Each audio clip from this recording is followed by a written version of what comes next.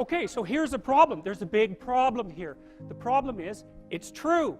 You're oppressed, you're oppressed, you're oppressed, you're oppressed. God only knows why. Maybe you're too short, or you're not as beautiful as you could be, or your grandparent was a serf, likely, because almost everybody's great-grandparent was.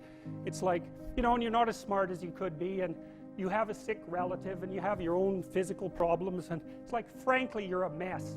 And you're oppressed in every possible way, including your ancestry and your biology, and the entire sum of human history has conspired to produce victimized you with all your individual pathological problems. It's like, yes, true.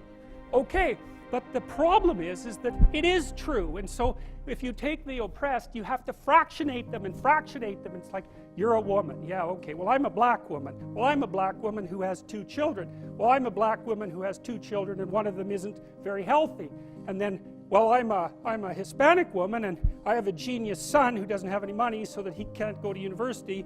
And, I had a hell of a time getting across the border. It was really hard on me to get my citizenship. My husband is an alcoholic brute. It's like, well, yeah, that sucks too. And so, let's fix all your oppression. And we'll take every single thing into account, and then we'll fix yours too. We'll take every single thing into account. It's like, no, you won't, because you can't. You can't. It is technically impossible. First of all, you can't even list all the ways that you're oppressed. Second, how are you going to weight them? Third, who's going to decide? And that's the bloody thing. Who's going to decide? That's the thing. Well, what's the answer in the West? It's like, in free markets, oh yeah, Christ will never be able to solve this problem. No one can solve it. What are we going to do about that? We're going to outsource it to the marketplace. You're going to take your sorry, pathetic being, and you're going to try to offer me something that maybe I want. And I'm going to take my sorry, pathetic being, and I'm going to say, well, all things considered, as well as I can understand them, maybe I could give you this much money, which is actually a promise, for that thing. And you've packed all of your damn oppression into the price. And I've packed all my oppression into the willingness to pay it. And that solution sucks. It's a bad solution. But compared to every other solution, man, it's why 10% of us have freedom. And so there's a tremendous illogic at the bottom of this. It's like, you have to fractionate the oppressed all the way down to the level of the individual. Well, that's what the West figured out. There's a couple of figures who are at the mythological roots of our culture, and people get upset with me because I bring in religious themes, but I understand some things about mythology and religion. And it's not an accident that the axiomatic Western individual is someone who was unfairly nailed to a cross and tortured. It's like, yes, right, exactly. So what do you do about that? Well, I thought about that for a long time too. It's like, well, you don't get together in a damn mob, because all that does is allow you to be as horrible as you could possibly imagine and suffer from none of the consequences. That's a bad idea. So how about we don't do that?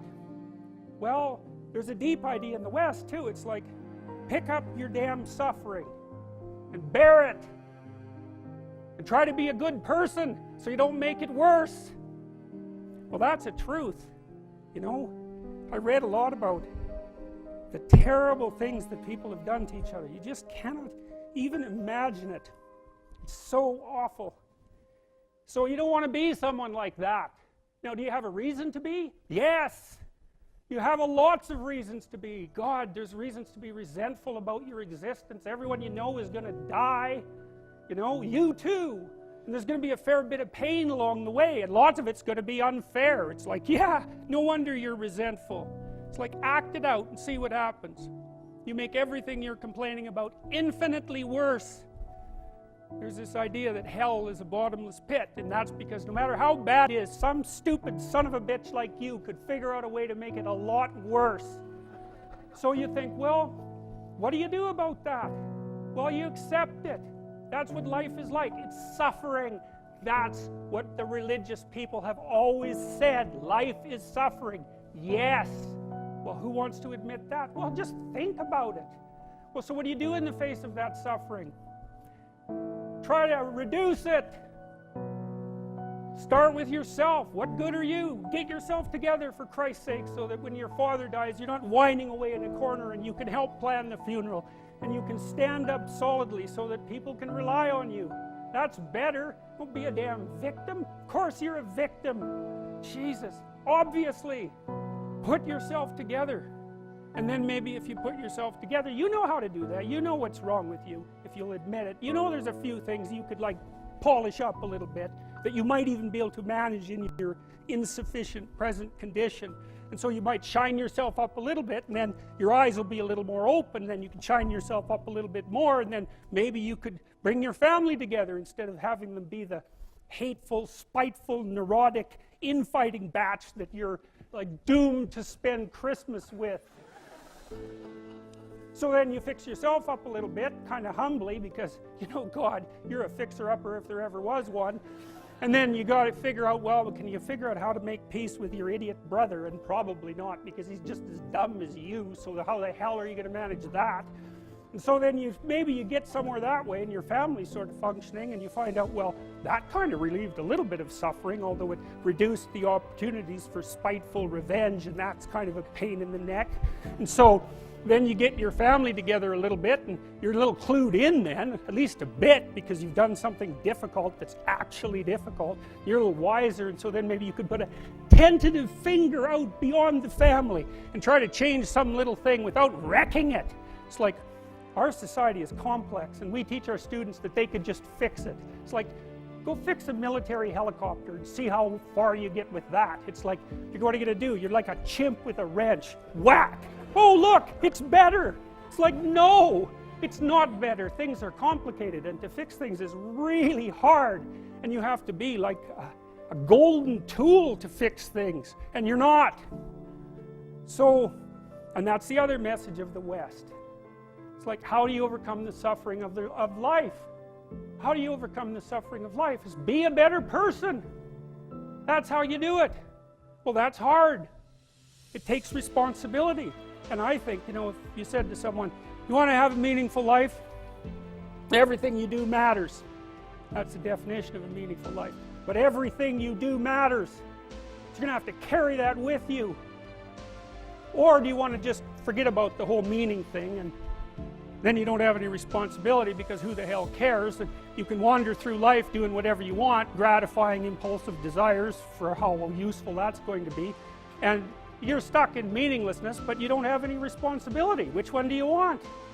Well, ask yourself, which one are you pursuing? And you'll find very rapidly that it isn't the majority of your soul that's pursuing the whole meaning thing, because, well, look what you have to do that. You have to take on the fact that life is suffering. You have to put yourself together in the face of that. Well, that's hard. Christ, it's amazing people can even do it. I'm stunned every day when I go outside, and it isn't a riot with everything burning. Because really, God, you talk to people, it's like, I knew this guy, he'd been in a motorcycle accident, and it really ruined him, and he was like a linesman, you know, working on the power, and he was working with someone who had Parkinson's disease, and they had complementary inadequacies, and so two of them could do the job of one person, and so they're out there fixing power lines in the freezing cold, despite the fact that one was 3/4 wrecked with a motorcycle accident and the other one had Parkinson's. It's like, that's how our civilization works. It's like, there's all these ruined people out there, they've got problems like you can't believe. Off they go to work and do things they don't even like, and look, the lights are on. My God, it's unbelievable. It's a miracle. It's a miracle. And we're so ungrateful. College students, the postmodern types, they're so ungrateful. You know, they don't know that they're surrounded by just a bloody miracle. It's a miracle that all this stuff works, that all you crazy chimpanzees that don't know each other can sit in the same room for 2 hours sweltering away without tearing each other apart, because that's what chimps do. So anyways, what happened? Well, I made some videos, and I got to the bottom of some things, at least as far as I can tell, so I told you what the bottom is, and then I've got this idea about what you might do about it, which isn't my idea. It's not my idea. It's an old idea. It's far older than Christianity. It's old. It's the oldest story of mankind. Get yourself together. Transcend your suffering. See if you can be some kind of hero. make the suffering in the world less. Well, that's the way forward, as far as I can tell, if there is any way forward.